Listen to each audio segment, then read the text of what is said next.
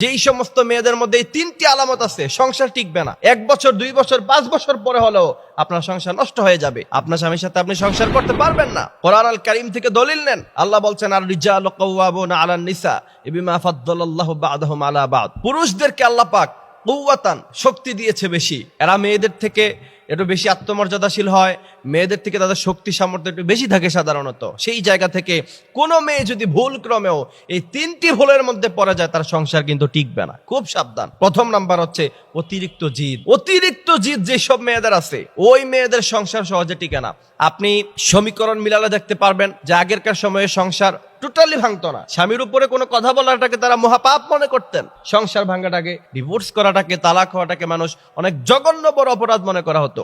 আজকাল এটা ফ্যাশনে পরিণত হয়েছে এবং ঢাকায় বিয়ে হয় আবার তালাক হয়, মাঝখান দিয়ে মোহরানা নেয়, এমন ব্যবসাও শুরু হয়ে গিয়েছে আজকে। সুতরাং প্রথম নাম্বার যে ভুলের কারণে মেয়েদের ডিভোর্স হয় সবচেয়ে বেশি, সেটা হচ্ছে অতিরিক্ত জেদ। কখনো মেয়েরা দেখাবেন না। দ্বিতীয় নাম্বার হচ্ছে স্বামীর সাথে তর্ক করা। একজন পুরুষ কখনো সে তর্ক পছন্দ করে না। তার স্ত্রীকে সে এমন ভাবে চায় যে তার স্ত্রীকে সে যেটা বলবে তার স্ত্রী সেটাই শুনবে।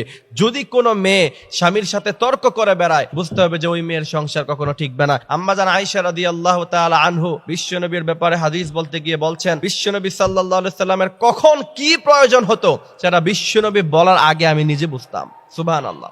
আপনার স্বামীর কখন কি প্রয়োজন হবে, সে কখন কি চায়, সে সেটা বলার আগে যদি আপনি বুঝে যেতে পারেন, তাহলে প্রকৃতপক্ষে আপনি একজন ভালো মানের স্ত্রী। তৃতীয় নাম্বার, এটা সামাজিক পর্যায়ে সবাই জানেন, সেটা হচ্ছে বাবার বাড়ির কুপরামর্শ। মনে রাখতে হবে, বিয়ের পরে সবার আগে সবচাইতে বড় আপন হচ্ছে আপনার স্বামী, এরপরে আপনার বাবা মা। বিয়ের আগে আপনার বাবা মা আপনার জন্য সবচাইতে আপন ছিল, সেটা ঠিক আছে, কিন্তু বিয়ের পরে আপনার স্বামী হচ্ছে জীবনে সবচাইতে বেশি প্রায়োরিটি পাওয়ার যোগ্য।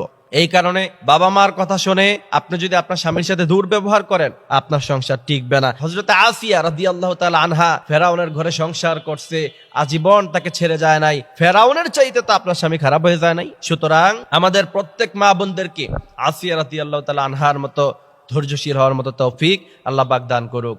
আমিন।